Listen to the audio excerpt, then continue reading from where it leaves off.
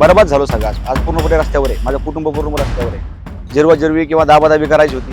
त्याच्यामुळे ह्या लोकांनी मला टार्गेट केलं आणि मला टार्गेट करून माझ्या घरावर, माझ्या कुटुंबावर अशा पद्धतीने त्यांनी अन्याय केलेला आहे.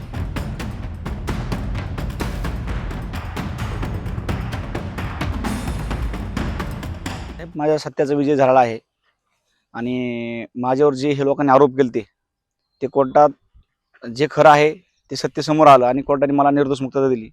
मला कोर्टावर न्यायदेवतेवरती भरोसा होता आणि न्यायदेवतांनी मला न्याय दिला. त्यामुळे मी न्यायदेवताचे खूप खूप आणि खूप आभार मानतो. आणि आज पुन्हा समाजाला आणि लोकांना समजलं की न्याय हा खरा होतो. नेमकं काय काय घडलं? सर, 1 वर्षामध्ये पूर्ण माझं जी जीवनाची माझी कमाई होती ती पूर्णपणे मी म्हणजे बरबाद झालो सगळं. आज पूर्णपणे रस्त्यावर आहे. माझं कुटुंब पूर्ण रस्त्यावर आहे. वेगवेगळ्या सगळे विचार वेगवेगळे. आता बघा ना, हे घर कसं केलंय माझं. आज माझे लेकरं बाळ, माझे वडील, इतके 80 वर्षाचे वडील आहेत माझे. आज त्यांना राहण्यासाठी छत नाही. माणसाच्या मूलभूत गरजा अन्न, वस्त्र आणि निवारा आहे. हे सुद्धा ह्या लोकांनी आमच्याकडून हिसकून घेतल्यासारखं झालंय.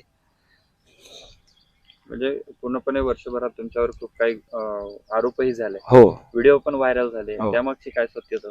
साहेब, व्हिडिओच्या पाठीमागची सत्यता अक्षरशः सगळी पूर्णपणे खोटी होती. हे जे व्हिडिओ होते ह्या लोकांनी बनावट बनवून काहीतरी कुणाचं अंगाचं मीठ तेलावर घालून ह्या लोकांना फक्त काहीतरी जिरवाजिरवी किंवा दाबादाबी करायची होती.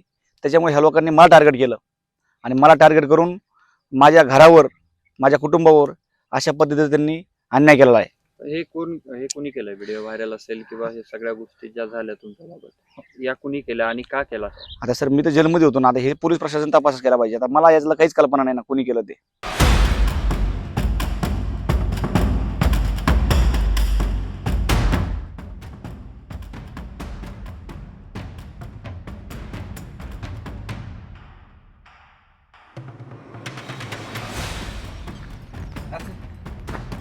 टाकू साहेब.